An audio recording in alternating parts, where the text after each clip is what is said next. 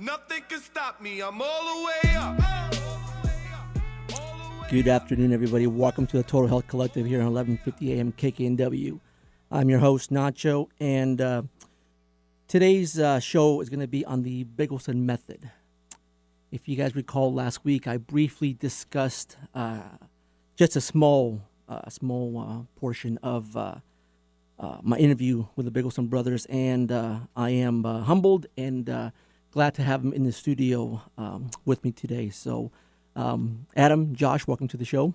Thank you. Thank you very much. Good to be here. Thank you. So, I want to give a quick shout out to Crystal Voice because I know you gentlemen will be there on November 18th doing a workshop down there on November 18th, and this facility is awesome.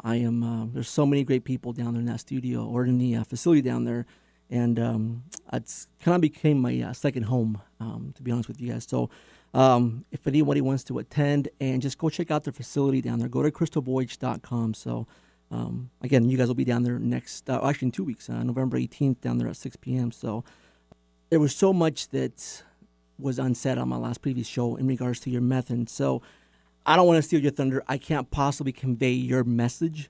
So if you can tell listeners, tell me again, your method on how we can help better ourselves in our health. Okay. Josh, you want to go with that one? You're on it. Okay. All right. This will be me. So let's see. What we do, we've called it the Bigelsen Method, but basically we've got a couple things that have gone on with us. We have a microscope that we have used as the tool to give us insight into how the body truly works. So what we do typically is we educate. We can take a drop of blood, put it under the microscope. We educate you as to what we see in the blood. What we see in the blood typically shows up imbalances, whatever the body is concerned about. And at that point, we educate you as to what we see and ideally modalities, treatments, therapies that can help you with that. Historically, we'd had clinics open. Dad's had lots of clinics over the past 40 years. But at this point, we don't treat anybody. We are solely to educate here. And the idea is educating and empowering people in order for them to take charge of their own health care, in a nutshell. Yeah, the blood will give us a real-time view of what the body is actually concerned about. And that could be a physical trauma, it could be an emotional trauma, birth trauma, dental trauma. And it shows up over and over and over again in the blood until you actually take care of that. So it cuts through a lot of the bull. It takes some of the guessing right out of the equation, which is nice. And the blood really tells you what's going on and what needs to be taken care of. And what we're actually seeing, we're seeing holograms in the blood. Mm-hmm. And these holograms represent dysbiosis, imbalance in the body. And the imbalances can be structural, physical imbalances, energetic imbalances, emotional imbalances. We work with Steiner's four-body theory. So physical body, emotional body, energetic body, and spiritual body. And if there's any imbalance in any one of those bodies, it'll affect all of the other ones. So if you're physically out of sorts, you get physically injured, does it affect your emotions? Oh, definitely. Does it affect your energy? Definitely. Spiritually, you start questioning God and all that kind of stuff? Yes. Oh, sure. Yeah. And then even emotionally, you go through an emotional breakup with a girlfriend. Does it affect you physically? Never affects you physically. Emotions don't affect us at all, do they? So that's why we ended up doing our lecture presentation with Michiko Hayashi from the Emoto Peace Project. One thing that was great about Dr. Emoto's work, it was very accessible, for people to understand that water has memory and consciousness and that we are 60 to 70% water. We should be nice to ourselves. We should be nice to other people. But so as we look at blood, we see the holograms. The holograms show imbalance. And then historically, we've had our clinics open. We address the imbalance. And then we can see real-time in the blood. It's a real-time monitor as to whether or not we're getting to the root of the cause. Mm-hmm. And when he talks about holograms, pretty much all cultures except for Western culture talk about holograms. So if you've been to an Ayurvedic practitioner or an acupuncturist, they're actually reading holograms in your eye, your ear, your tongue, your foot, and it's the same thing in the blood. Basically, the idea here, too, is each organ vibrates at its own frequency. So when everything is going as planned, there's this beautiful symphony that happens in the body. If something gets damaged, then it creates a vibration or frequency that shouldn't be there, and we are able to visibly see that resonance. Holograms are made by basically taking pictures of interference fields. So the way the microscope works, the light source does not directly go through the sample. So when you look at the blood, this is how we're actually able to see a hologram. There is an interference field, a different vibration or frequency that is on that slide in the blood, and the way the microscope bounces the light, we're able to see it. And it's pretty amazing. You know, Western medicine has said with some of the things we see in the blood that it's just artifacts. It's just a drop of, it's dirt. But we have pieces of dirt that match anatomy books and match x-rays and match scars and things like that. So, sure, it's dust. Yeah, a lot of it comes down to just basic anatomy. So we've got over 40,000 pictures in our database at this point in time. As you said, some of them will actually match x-rays. We've got pictures of babies in the blood that'll match sonograms. We did used to tell people whether it was going to be a boy or a girl. We were wrong once. It looked like it was going to be a boy, but so we don't tell people that anymore, but you can certainly see the fetus. Usually after about 3 months, you'll be able to see it in the blood. We've got a beautiful picture of my brother's broken collarbone in the blood. Yep. So the blood makes it really easy for us. As long as we know our anatomy, we know our basics, it tells us exactly what needs to be done. Yeah, it's really nice. We've got a lot of images on our website too. It makes so much sense. Seeing is believing. A nice thing that happens is when we pull up an image from the blood, a lot of times as the client would sit there, they would recognize what it is before we even had a chance to figure out what was going on. So a lot of times what we do is really validate what people have thought about their own health. You know, the thing is, you know yourself better than anybody, but we lie to ourselves all the time and say, oh, I'm fine.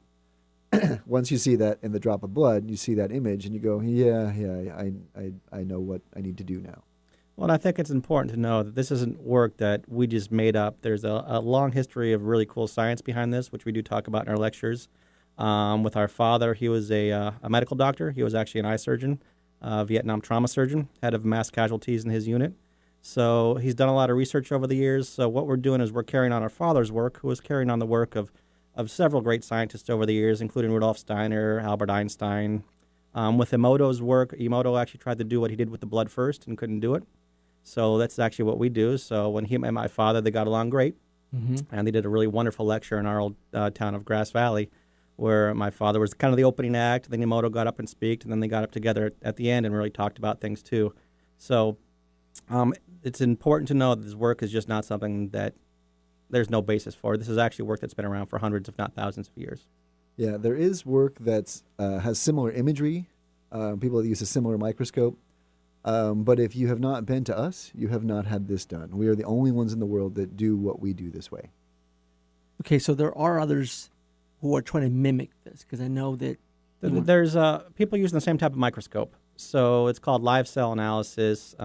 We use the original German technique is what we do. It's got a lot of French roots to it also. So when the work was brought to the U.S., something was lost in translation, and a lot of it's been taught incorrectly. So if people have experienced live cell analysis, a lot of what we see in there vastly differs from what they see in there. Well, a lot of it's correct, and a lot of it is off base, unfortunately. Well, and for us, we're really about a big picture. So, you know, as we look at blood, we're looking at the four-body experience. You know, people come to us, they want to know about their heavy metal toxicity and their candidas and things like that. And we're not concerned about those very much, as those, in our eyes, are leaves on the tree. Those are symptoms. For us, there's a reason why those things are there, and that's what we want to figure out. So we're looking for root causes of what's going on. We do look at, you know, your red blood cells and white blood cells and platelets and all that stuff too, but it's really about a big picture. Why is the candida there? We don't care that it's there, except for the fact that something created it and allowed it to be there. If you treat the roots, the leaves will get healthy. So if you can't figure out what the root cause, then you're just guessing and trying to fix it. So we see that, you know, I think there's good and bad with both traditional and alternative medicine. Yeah. Unfortunately, the model these days has been to put a Band-Aid on things. So whether you're going to a traditional person and it's a pharmaceutical that they're recommending, or even if you're going to an alternative practitioner, and a lot of times they're using their primary source of treatment is supplements, which can be very complementary, but they shouldn't be the primary source of treatment. So we see people in the alternative community that are treating people with herbs allopathically. So we don't care what the diagnosis is. We only care who you are, why you're here, and how did you get to us. And if you create a healthy body, it takes care of itself. Well, and there's all the cleanses and things that people are getting into. At certain points you can use a little help, definitely, but the body should be able to cleanse itself. The body is the perfect machine. What we are here to do is support the body. Mm-hmm. If you support it, it can do amazing things. So yeah, we don't fix anybody. We support the body, and the body fixes itself. I want to go back a little bit because you said you guys are doing the work of your father, and obviously a great man. He's a veteran, so veteran around the corner. Thank you for his service. Tell us a little more how that played into how he all got started or got into the military, and how that carried into his. Okay, his history is pretty interesting, actually. He was born back east, Brooklyn, nice Jewish family. He had the choice to be a doctor or a lawyer by the age of 7. That's how things worked at that point in time. He decided he wanted to be a doctor. He told his mother he was going to cure cancer, at which point his mother said, "You can't do that." And he said, "Well, why not? That's what doctors do. They cure things." So at the age of 7, he's ready to cure cancer. And his mom says no, and he's going to prove her wrong. So he's got a chip on his shoulder. As he progresses through life, he's a little short guy, a little short Jewish guy. He's got something to prove, basically. He went on to join the football team. High school, they wouldn't let him join the football team. Finally, as a junior, he was able to try out. He became the captain of the football team. And this is a 5'5" little guy in inner city Brooklyn. Yeah. They would laugh at him as the game started, and at the end, the other team would be shaking his hand. So that happens. He gets accepted to medical school after 3 years of college. He's brilliant. His mind freaks us out. He's made every one of us, my brother and sister and I, cry trying to help us with our math homework when we were kids. He looks at it like a different language. So he gets into medical school, and they teach him things. They teach him the first year what a normal body is, the second year what an abnormal body is, and don't teach him how a normal body became an abnormal body. He also asks questions, and they tell him to just read the books. So he questions a lot of things. He wants to prove himself. When he got drafted to Vietnam, he saw a lot of the lies we've heard about, firsthand, and that made him question his government a little bit. It really changed his thinking. Yeah. One, his unit had a 97 or 98% survival rate. And when he came back, he saw the doctors did not have that survival rate, and sometimes they were even causing problems. So he started to question that. With some of the lies he saw when he was there, just about why they were there. He watched them doing fake photo ops. So the 5-star general would come in, and they would set up fake hospital wards with fake, sick people. Wow. And the general would walk through, and the fake sick person would say, "Oh, I just can't wait to get back on the lines to fight for our country." So he started to see the lies. He started to see the results of what they were doing there, too. So he's questioning more and more. So it really created a big shift for him. Well, hold that thought. I definitely want to come back to that and talk about that more here. We're going to take a quick commercial break. When we come back, I want to continue that talk about his service and how he transferred that into the civilian side. So, Nothing can stop me. I'm all the way up. All the way up. Are you still suffering from a chronic, painful condition that will just not go away? Ever wonder what else there is that would help you experience the health and life that you were designed to have? hi, my name is Nacho Yescas, and I am the host of the new show, Total Health Collective, live Saturday afternoons at 5 p.m. here on 1150 a.m. KKNW. Tune into our network and let our network tune into you. Let our Total Health Collective be your Total Health Connective. Tune in Saturdays 5 to 6 on 1150 a.m. Your business is not about criminals. When hiring new employees or protecting your premises, no one thinks they are bringing in someone who is untrustworthy or that they have an unguarded arena. But it happens. In this world, there's no such thing as 100% guaranteed security. However, at Apache 6, we are 100% ready to help you create the layers necessary for optimal outcome, whether hiring new staff or securing your business. From vetting, access control, and cybersecurity to surveillance and workplace awareness training, we work 24/7 to reduce compromised safety and the millions of dollars lost every day by way of employee theft and imminent outside dangers. From vetting, access control, and cybersecurity to surveillance and workplace awareness training, we work 24/7 to reduce compromised safety and the millions of dollars lost every day by way of employee theft and imminent outside dangers. Your business was never meant to be about criminals, and our job here at Apache 6 is to help you stop the criminal before there is a crime. Call us at Apache 6 today, 866-222-7715. That's 866-222-7715. I'm all the way up. Welcome back to the Total Health Collective here on 1150 AM KKNW. I'm your host, Nacho, and we're here talking live with the Bigelsen brothers on the Bigelsen Method. So, again, Adam, Josh, thank you for being here. We were discussing your father being in Vietnam and the miracle that he was, helping people with a high success rate on casualties. So, explain a little bit about that and how that transitioned into the civilian side. Well, initially it was interesting because I believe he was doing his internship in Kentucky. And my mother at that point in time was actually the only teacher of mentally disabled kids in the whole state of Kentucky. Mm-hmm. So when he got drafted, there was a lot of the local politicians wanted them to stay there because they were an asset. And what came down to, because he was only really 6 months into his residency, that he wasn't qualified enough to be in Kentucky and take care of retired generals. So they actually sent him to Vietnam to take care of people who'd been blown apart. Wow. Yeah. So that right there, he's questioning more and more and more. So as he's in Vietnam, he's an eye surgeon, and he's a left eye specialist because everybody's a specialist these days. He had small hands, so that's what he does. He works on left eyes. So as far as that goes, surgery in Vietnam goes, that comes last. So he became head of mass casualties. So he had to do triage. So what really obviously affected him as well as I'm sure many others is when the wounded came in, he had to decide who got help and who wasn't able to be helped. Yeah. And that's still something that gets to him at this point, and to this day. And he's a 26, 27-year-old kid being put in that situation. Mm-hmm. So with my generation, I'm in my 40s now, we just can't fathom that. Yep. Even now it's a volunteer army and there's wonderful people out there fighting for our country. Back then it was a draft. Mm-hmm. So he said it was the only lottery he ever won. Right. Yeah.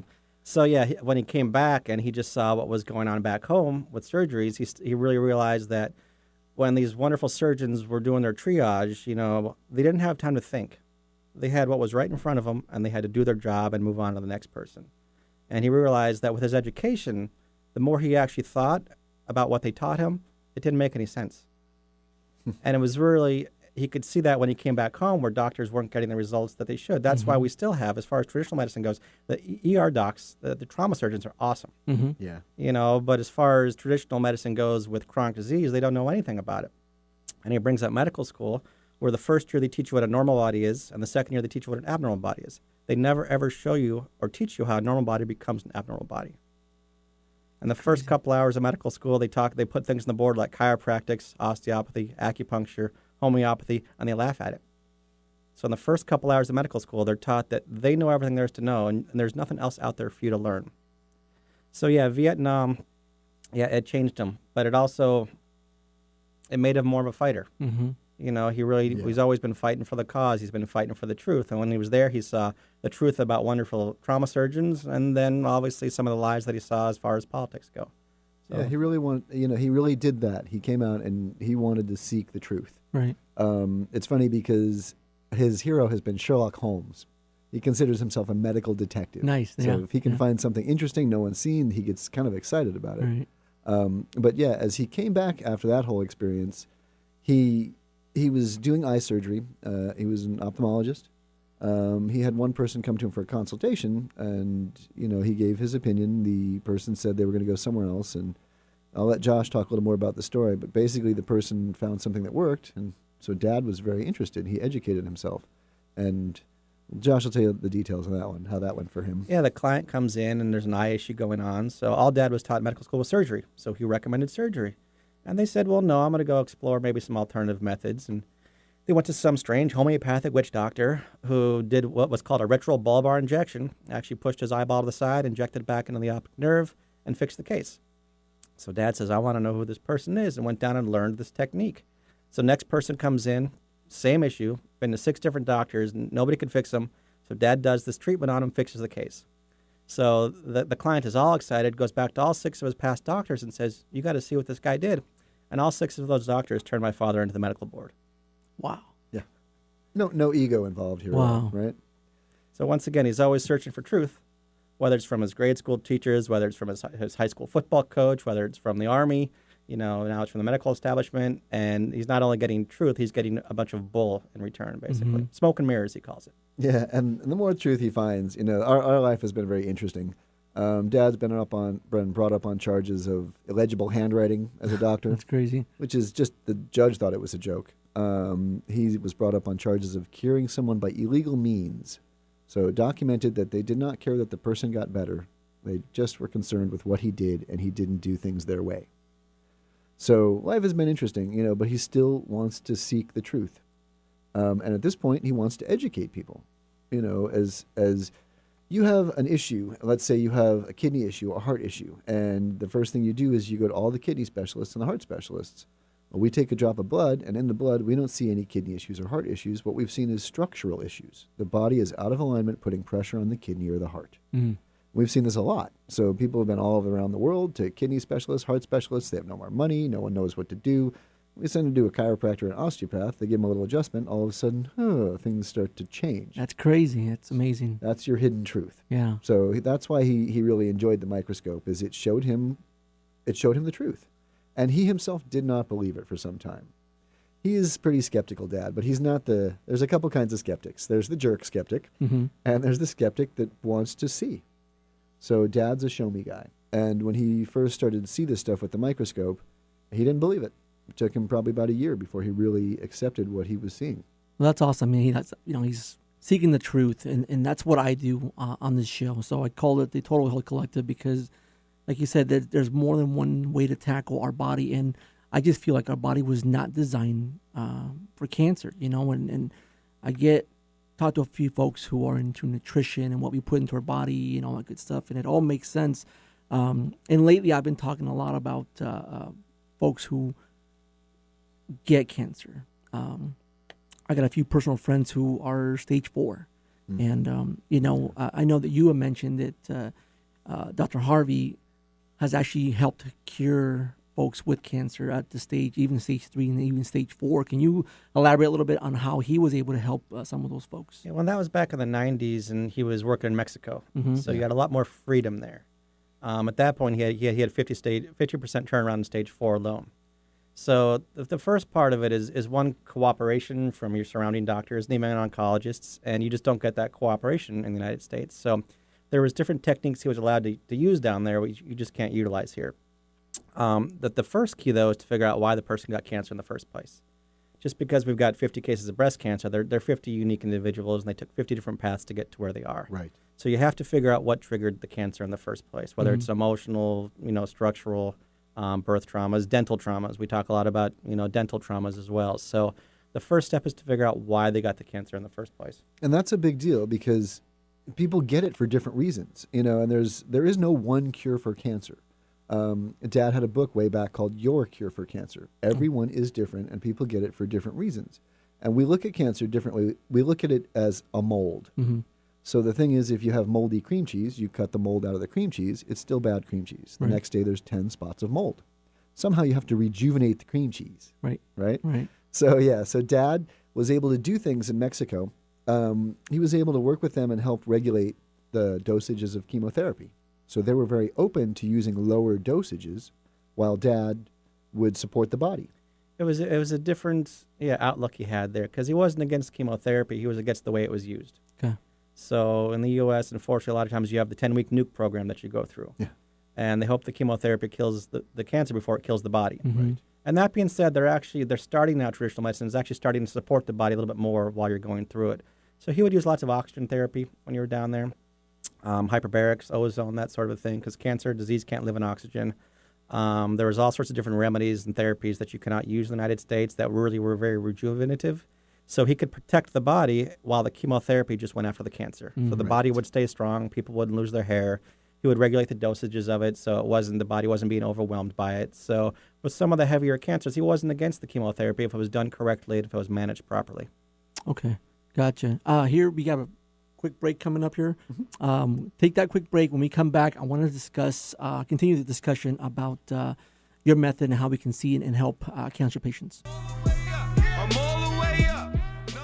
Welcome back to the Total Health Collective here on 1150 AM KKNW. I'm your host, Nacho, and we're here talking in the studio with the Bigelsen brothers on their method with holographic blood. And before the break, we were talking about a little bit how Dr. Harvey had helped a few folks remedy their illnesses, and even a few folks who have gone through cancer. So I I know that I have a few friends who have gone through something like that, and but the show is all about everything. Just everything that plagues us and whatnot. I had a question for you guys in regards to something like this. How would you characterize our current health in today's standards compared to some of the other nations? That's a loaded question, Dun, dun, dun. but it's a good question. Right now, our last World Health Organization's rankings, I believe France was number 1 in the world in healthcare, and Italy was number 2. Now, let's start with Italy. They're eating, gluten all day long, and red sauce, so all this acidic food. They're eating, pasta, all these things that we're told to avoid, and the word allergy comes into play a lot too much in the United States that we don't process these things. So they're eating this food that we shouldn't be eating. They're eating tons and tons of calories. Then how come they're number 2 in the world in healthcare? And part of it is the attitude in which they eat their food with. Number 1, Italy's a GMO-free country. So the source of the food is much, much healthier than a lot of what we're getting here in the United States. But 2, what France and Italy do is they enjoy their food. France, they eat 2,000 calories for lunch, and they got coffee in one hand, a cigarette in the other hand. They're eating their pastries, their bread, and their cheese, and they're thin as rails. But they're spending an hour and a half, 2 hours eating, and they're enjoying it. So here in the U.S., we've mastered the shovel method of eating our food. Yeah. We're eating in front of the TV set. We're eating in our cars, and we're just shoveling it in, and then we're moving on to the next thing. So part of it is you do have to eat with joy. Those same rankings, the U.S. was number 2 in healthcare costs, behind Dubai, I believe. So we're one of the most expensive countries around as far as costs go. And at the same point, we're 138th in the world in infant mortality. To the point where you had a better chance of being born alive in Somalia than you did in the United States hospital. That's insane. So that's pretty sobering right there. And part of it is, the doctors, we've just got these, we liken the body to a car. So, and if the car is aligned properly and everything is working, it drives really nice. So what my father learned with medical school is they never taught him how the car actually works. So you've got mechanics working on a car who have no idea what the carburetor is actually supposed to be doing or how it interacts with any other part of the car itself. Right. So just the teaching is where it's gone wrong. So with us, we lean more on Eastern philosophy. Okay. It's more about strengthening the body and supporting the body. So I do think things are starting to change a little bit. We did talk a little bit with cancer, and traditional medicine is really starting to at least attempt to support the body while it's going through some of the chemotherapies. So I think finally they are making some advances, which is really nice. But you look at the other countries, they're more simplistic, and that's a good thing in a lot of ways. You got a caller on the air here, and I believe this person may even talk a little bit about Europe here. So, hey, Maureen, welcome to the Total Whole Collective show. Thank you. Thank you so much. And thanks for sharing this with me, Nacho, because I think this is just so fascinating. I've had all sorts of health issues and been to lots of doctors, so I know what it's like to kind of, go around the mulberry bush trying to figure out what's wrong with me. Yeah. So one of my questions is about, I guess, kind of about the cancer diagnosis. When y'all are looking at somebody's blood regarding a cancer diagnosis, so do you see that it's cancer, or do you see what caused the cancer? Well, it's a good question. One, for us, we've never cared about the diagnosis. Just in general, we got to figure out why the body's not working properly. Right. We can die 3 ways. We can die. They've analyzed Egyptian sarcophaguses, and they found that the body can die 3 ways. We can die of cancer, we can die of circulatory disease, or we can die of arthritis. And arthritis is really just natural causes. So I can look at the way the blood is deteriorating, and I can watch the way the red blood cells die, and it'll tell me which direction you're going towards. Now, as far as what we do, I'm very confident in what I can see in the blood, but I like lab tests also. So if people really want to know if they have cancer, go to your doctor and get a lab test. And I'll be able to see if there's imbalances. I'll be able to see if the blood is unhealthy or not. And certainly the key is going to be, hopefully I'm going to figure out why the blood is unhealthy in the first place. But if people want to know if they've got cancer or circulatory disease, then that's what lab tests are for. Okay. Yeah. Okay. That's what I was thinking, that it would be the other avenue. Okay. Well, it usually just confirms what we know, but I do like lab tests to back it up. Right. And how does somebody go about getting their blood to you? Good question. These days, we have a private association. So we do not work with the public anymore. It's an education association, a faith-based association actually now. So what we do is we're sharing our beliefs. You join the association. It's a $29 lifetime membership. You can do that on our website, which is thebigelsenmethod.com. And at that point, once you become a member, you are able to order an educational consultation. So what we do is we send out slide kits all over the world. You stick your finger and you put a drop of blood on that slide. You get it back to us within 36 hours.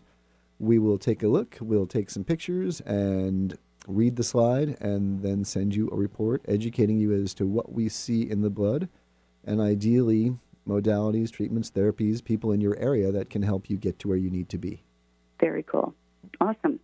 Okay, I think I'm in the middle of that. I sent that in, so I think I'm in the middle of that. Okay. Awesome. That's Perfect. great. Thanks for your questions, Maureen. You know, a lot of people are very concerned about the C word.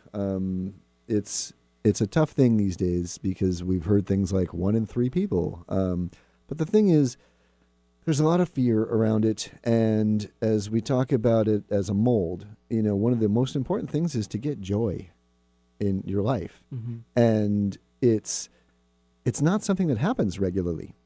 And it really sounds simple, you know, as Nacho, as you have your This Heals Cancer website and you're talking about, you know, love and things like that. Mm-hmm. It's really important. And when Dad worked with cancer, the question is, we see things in the blood. Why are people getting moldy? Mm-hmm. There's 1,000 million different reasons. Is it relationship? Is it job? Is it environment? You know, so you have to really start to become conscious of who you are and what you've got going on and what you can do to be the best person you're going to be. You know, Right. Diet is an interesting one. We don't preach about it very much because everyone is so different.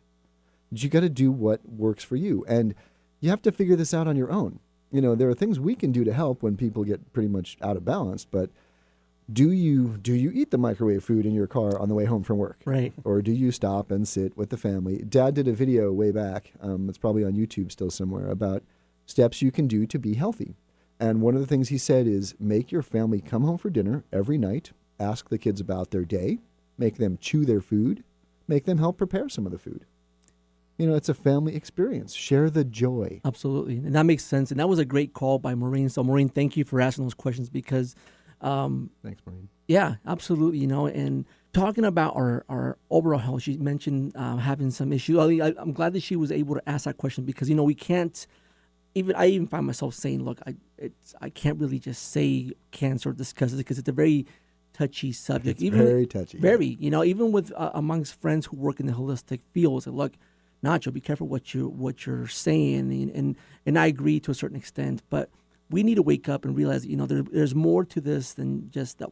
It's just a word. You know, it's just cancer is just a word, but it's what we do and how we treat our bodies that determines how we can heal ourselves. And you don't have to get cancer. I mean, I know Right. I'm not advocating. We're consultants. We're not telling you what to do. We're simply giving you some knowledge, some advice for you to do your own research, you know. And we had another caller who actually just called in earlier, and his name is Ben out of Denver, Colorado. And his question was, what are your views on the current opiate crisis and where the CBD might fit into being a solution, if there is any? Good question. Yeah, it is a great question. You know, well, you want to tackle the big question here on Big Pharma? I mean, Yeah, certainly with the opioid crisis, it's much more glaring than people realize. You know, that's for sure. It's easily gotten. And the big problem with this, I'm really not against pharmaceuticals short term. Right. You know, like if you break a leg, you have to have some pain pills temporarily as a Band-Aid, that's fine. So they're supposed to be short term while they're fixing the problem. right. The problem with a lot of the opioids these days is they're suppressants. And a lot of them are actually altering people's brains' chemistry. So they're actually playing with Mother Nature is what they're doing. Right. So, but as opposed to stimulating the immune system so it can heal itself, they're suppressing the immune system in hopes that those symptoms go away. Right. And homotoxicology teaches us that when they do that, they're actually pushing the sickness deeper down into the body. Yeah. So it's actually creating a harder sickness to take care of. But then as they push the sickness deeper down into the body, that pharmaceutical is actually viewed as a success because your original symptoms have gone away. Well, no, your original symptoms are just getting worse and they're moving to a deeper valence in your body at that point in time. Yeah, homotoxicology is pretty interesting. There's a chart, and 2 Nobel Prizes have been won with work based on that chart. The idea is 6 phases to the chart, and the first phase is excretion. When your body has something happen to it, it wants to excrete what's going on.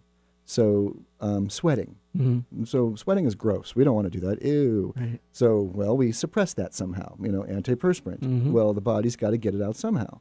So now inflammation happens. Now you have acne. Now, well, that's gross too. So we're Right. going to go get acne medicine and we're going to suppress that some more. Now all of a sudden you have bronchitis.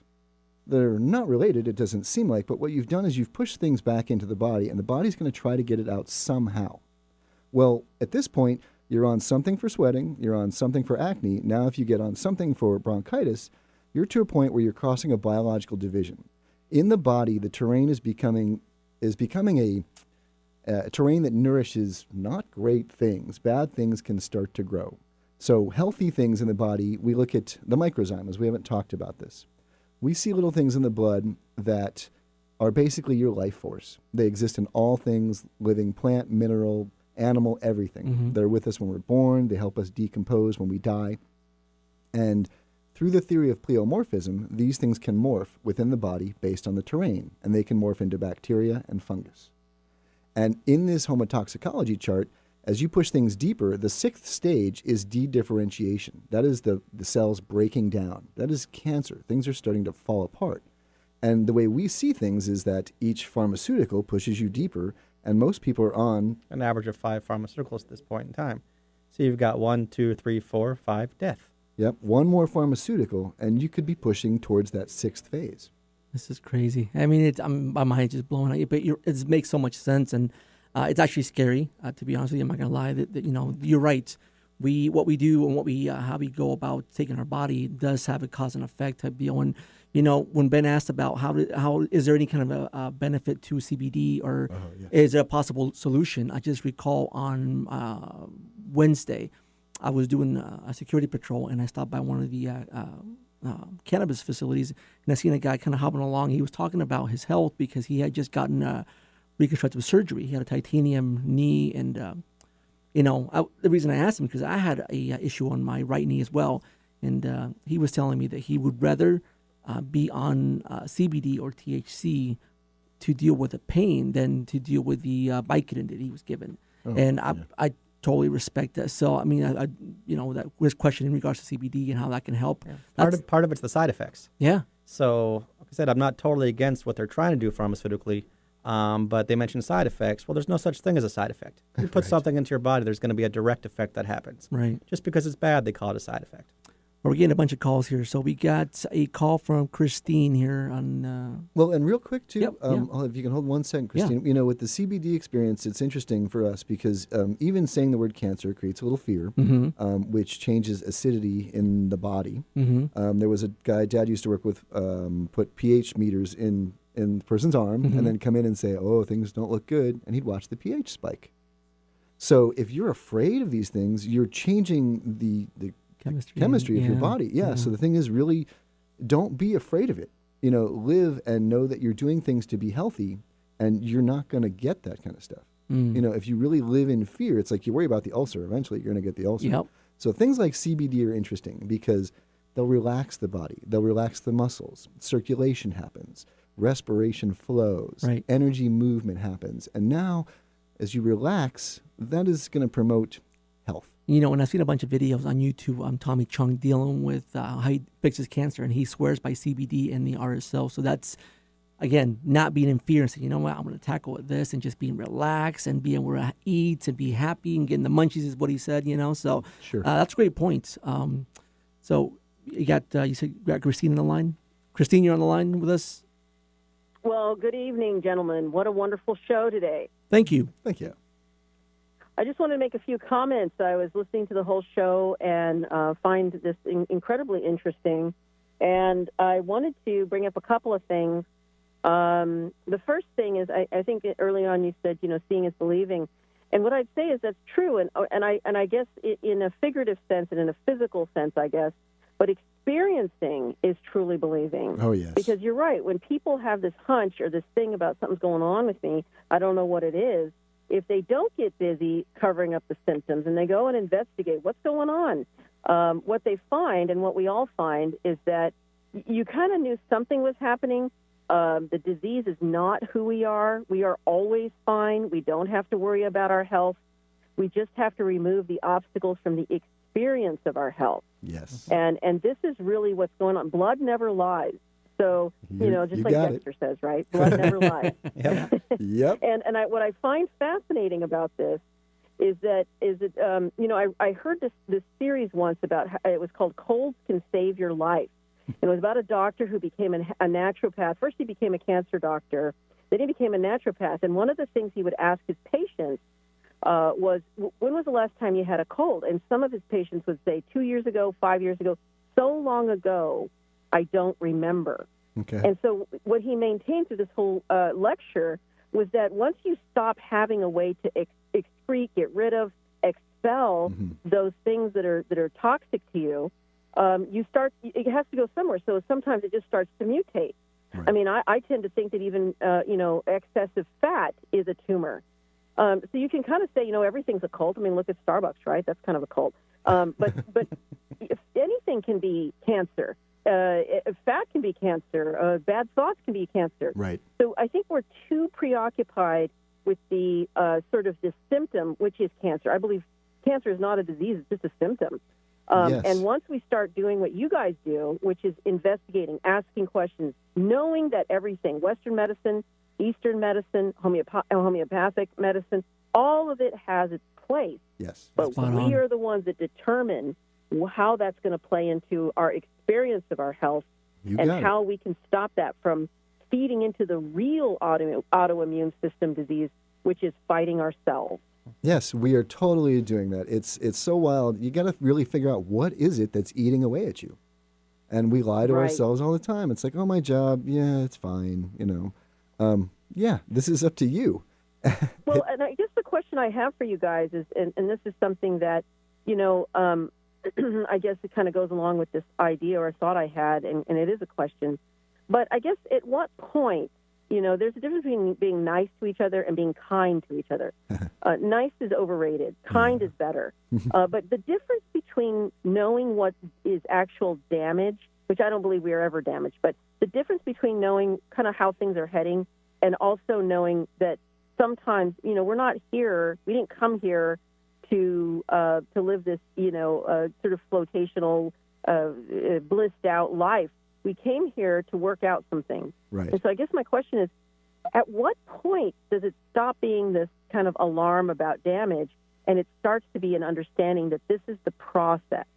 This is someone's process.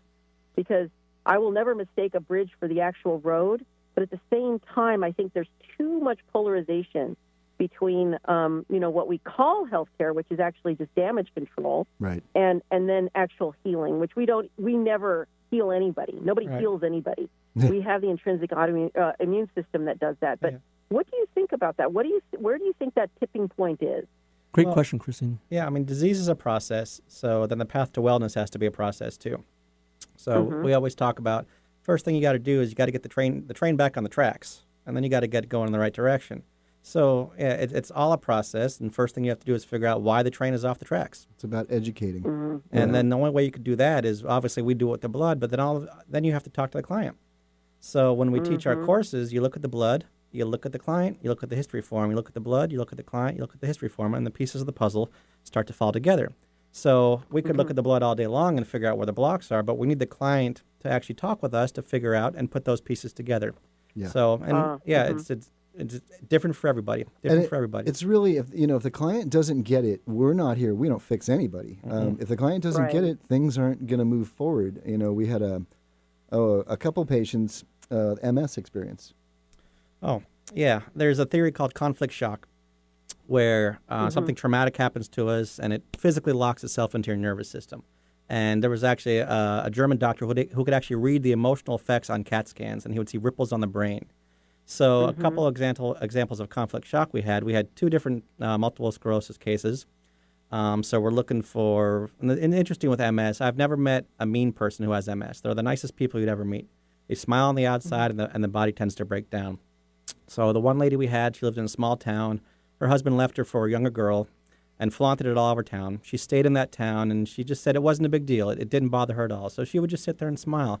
She flew all over the world, went to some amazing doctors, came to see us. We couldn't touch her because she wouldn't acknowledge the fact that it was this conflict shock, this trauma that really triggered the disease or the dysbiosis, the imbalance in the first place. On the other side of things, I had a really good friend whose fiance died as a result of injuries at his bachelor party. 6 months later, she's going to put her dog down. She gets a phone call. Her dad died of a heart attack. A few months later, she's got lesions on her brain. Yeah. So at that point, she comes to see us. And as my father's talking to her, she gets it. You know, she knows that that's what really was the straw that broke the camel's back. So whatever therapy she went through at that point in time, she was open to them, and she was a part of the process. Right. And yeah, now she skis 4 or 5 days a week in the wintertime.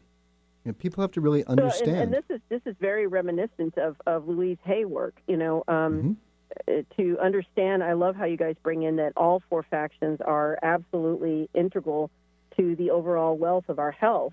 Yes. And sometimes you watch these late night commercials for remedies. The remedies are worse than the disease. Yeah. And that's because you're not working with yourself. You're dealing with, like you said, covering up symptoms. Yep. Well, I really appreciate all your input today. I just love this show, and you guys are awesome. And I hope to come and see you real soon and find out which direction my cells are swimming. Awesome. Thank you. Thank you for that call, Christine. Yes. You got Jessica on the line here. Jessica, welcome to the show. Thank you for taking my call. Absolutely. I was listening to your show, and I was actually intrigued with the woman who was just making a few points. But the question that I had was, there's been a book that has been widely read and talked about called The 4 Blood Types, 4 Diets, and You're Right, Eating Right for Your Type.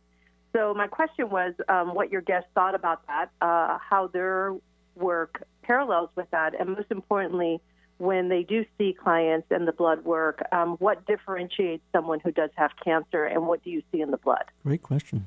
Yeah, good question. As far as the blood type diet, we talk very little about nutrition. We talk about common sense nutrition, where if you can't pronounce what's on the label, don't put it in your mouth. Eat organic. There's not one diet that's good for everybody. The blood type diet is interesting because it tells you what foods really affect your blood. So it can be a very informative book, actually. Yeah. So I think that can be complimentary, but you still have to create your own path within what they recommend. Right. The one book I really like the only one I've ever really recommended on diet was Nourishing Traditions, which is a Weston Price. It's called what now? Nourishing Traditions, which is a Weston Price book. Yeah. And it really talks a lot about fermented foods, but it talks about how food is processed. So it's not necessarily telling you what to eat. It's telling you how foods react in your own system, and then you can go and figure out what works best for you at that point in time. And it really is, Jessica. You know, everyone is so different. Our mother doesn't eat red meat because it slows her down. You know, Josh and I eat red meat all the time, and it doesn't mean everyone else can. And our dad knew the Atkins diet, and that diet worked for more people than most diets, but there were a lot of people that gained weight on that diet. So diet for us it's very subjective. You know, there's so many different factors that make you who you are. So, yeah, as you listen to your body, well, when you're eating meat, if it makes you feel weird, you want to think about that. If citrus makes you feel a certain way, you know. We talk about, sorry to interrupt there. Okay. My dad always said that more important than what you put into your mouth is the attitude and what you put into your mouth with. Yes. So if it makes you happy to eat that piece of cake, eat that piece of cake. Just don't eat the whole cake. And then don't eat it with guilt. Right. And a real quick case in point on that, a few years ago, I was going through a rough time. We came up to Seattle, which turned out to be a wonderful trip. I was having a great time. For 2 weeks, we were up here. We were going to all the donut food trucks, which is food I don't usually eat. And we were eating all this food for 2 weeks that we just don't eat. And I was having a great time. My brother, on the other hand, ate the same exact thing as me and was worried about his pants getting too big. Yeah, they're too tight. So yeah, at the end of those 2 weeks, he had gained 7 pounds and I had gained 1. Yeah. Eating the same exact food because I ate it with joy and happiness, and he worried about it. Right. Yeah. And then the second part of your question, so you asked if we were looking at the blood, what would differentiate cancer blood? Was that what you were asking? Yes. Yeah, I mean, we're looking for, obviously, imbalances. So disease lives off low oxygen. So if we're seeing a really sticky blood or really low oxygen blood, it's not necessarily going to be that it's cancer. It's going to be that disease can live in low oxygen. Right. So a lot of what we're looking in there is how the cells separate. Do they separate well, which means good oxygen, or are they really sticky, which is low oxygen? So it tells us the direction we're going into. And you'll see low oxygen, you know, in everyone's blood in different spots of the blood, depending on whether or not the cells are new cells or older cells. If we look at a drop of blood and you see that all over the place, that's a different story. Usually you can tell cancer just by taking the blood because it's hard to get the blood out of the person. And it's still, it's I see. it's not just, I don't know, and I'll ask this to you, Josh. Can you look at just a drop of blood without seeing the person or anything to that effect and see cancer in the blood? That's a good, I can see health or sickness. Yeah. Whether I can put a label on it as cancer or some other disease. Sure. I can just see whether the blood is going to be healthy or if it's going to be not. I can certainly see if it's going more towards cancer or circulatory disease or arthritis. Right. And you can see different degrees of illness, I guess. Absolutely. Yeah. Cool. Good question. Yeah, thank you Jessica. for the call, Jessica. I know we're running out of time here quickly, Rope. I want to be able to give a shout out to you guys as well, to your websites. If you want to get more information, where does she go? Yes, it's thebigelsenmethod.com. It's BIGELSEN. It's a short website, talks a little bit about what we do, who we are, and how it can help you. There's a free ebook there and some more information. Best is to become a member, and then we actually have a private website that you can get into. We've got blogs and videos and all kinds of awesome stuff there. Tools that you can use to educate yourself, basically. Awesome. Yeah, I know. And again, you guys will be down at the Crystal Voyage down in Tacoma on November 18th at 6 p.m., correct? So. Yes, sir. Okay. And we're looking to just meet more people. We've got trainings we're going to be doing, microscopes we're developing, workshops that we want to do, and all kinds of stuff. So check into our website and check back. Hopefully we'll be on with you some more too. Awesome. Well, yeah, like I said, thank you so much for being on the show. I mean, we have so many questions. We didn't even get to my personal health chart. So we should definitely do another show and continue this because I know that, Adam, I know you're into music a lot, and I would love to be able to open or talk to that the vibration and music and the joy that music can bring and how that sure. can impact your health. So we should You make a got show it. out of that sometime Absolutely. soon. It can be very healing. Absolutely. So thank you guys for listening and tuning in. That wraps it up for us. Have a great weekend, everyone. Stay safe, stay fit, and remember the power to heal yourself is within you. Good night. This is Go! Go! Nothing can stop me, I'm all the way up.